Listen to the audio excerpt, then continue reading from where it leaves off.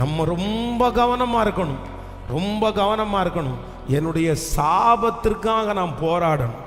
என் சாபம் என் குடும்பத்தில் வராமல் இருக்கிறதுக்கு நான் போராடணும். அந்த விஷயத்தில் தான் பிசாசு திரும்ப திரும்ப உங்களை கொண்டு வந்து சிக்க பண்ணணும்னு நினைப்பான். ஆனால் நீங்கள் ரொம்ப ஞானத்தை அந்த இடத்துல கேட்கணும். உங்கள் அப்பா அம்மா எந்த காரியத்தை தவறி விழுந்தார்களோ அந்த காரியத்தில் உங்களையும் விழத்தள்ளணும்னு சத்துரு நினைப்பான். ஆனால் நீங்கள் ஜெபம் பண்ணணும், இல்லை எங்கள் அப்பா செஞ்ச அந்த தப்பை நான் பண்ண மாட்டேன், எங்கள் அம்மா செஞ்ச அந்த தப்பை நான் பண்ண மாட்டேன். அந்த சாபத்தை தொடராமல் தடுத்து நிறுத்துகிறது நான் தான் அப்படின்ற ஒரு முடிவை ஆண்டவருடைய பிள்ளைகள் எடுக்கணும். எத்தனை பேர் ஆமோதிக்கிறீர்கள்? ஹல்லேலூயா. ஒருவேளை அந்த சாபம் உங்கள் தலைமையில இருக்குன்னா மன்னிப்பு நீங்கள் கேளுங்க. நீங்கள் மன்னிப்பு கேட்கணும். அது வந்து தீமையாய் முடியும்.